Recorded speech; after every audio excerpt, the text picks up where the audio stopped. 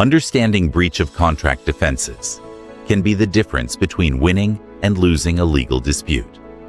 When someone accuses you of breaking a contract, having the right defense can protect your rights and potentially save you from significant financial liability. Breach of contract defenses are legal excuses or reasons given by a defendant explaining why they shouldn't be held liable for failing to fulfill contractual obligations. These defenses fall into several categories, including both legal and equitable grounds. Let's explore some of the most common defenses. First, impossibility or impracticability occurs when unforeseen circumstances make performance objectively impossible or extremely difficult. For example, if a natural disaster destroys goods that were to be delivered, the seller might be excused from performance.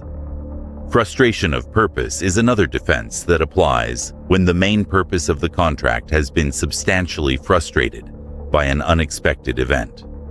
This differs from impossibility because the performance is still possible, but the reason for entering the contract no longer exists. The statute of frauds can provide a solid defense in certain situations. If one party tries to enforce an oral contract that legally requires a written agreement, such as a real estate contract, the defendant can point to this statute as a defense. Equitable estoppel prevents a party from changing their position after the other party has relied on their statements.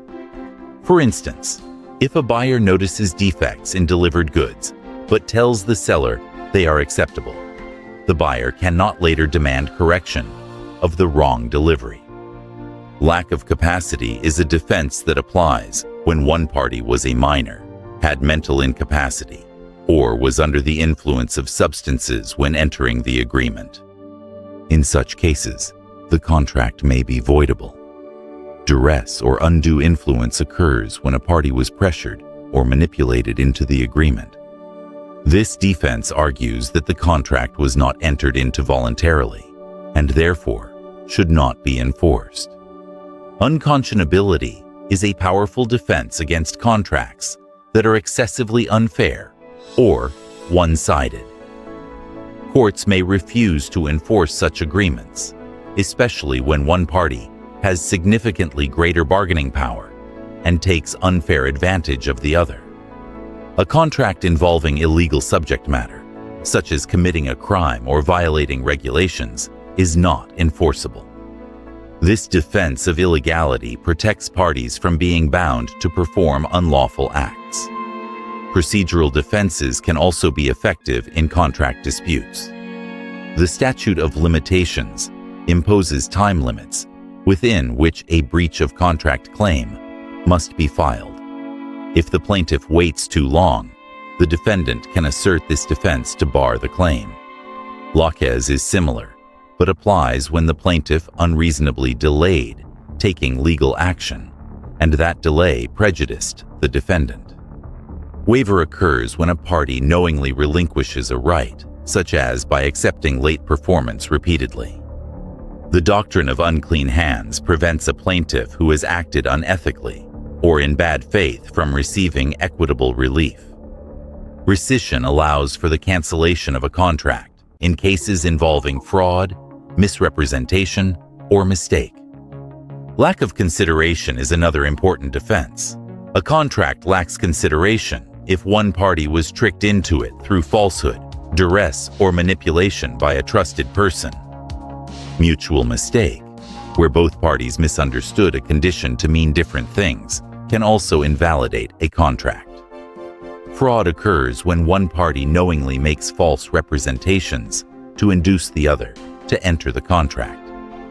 Even unintentional misrepresentations of fact that are relied upon can invalidate an agreement. Sometimes the plaintiff's own actions provide a valid defense.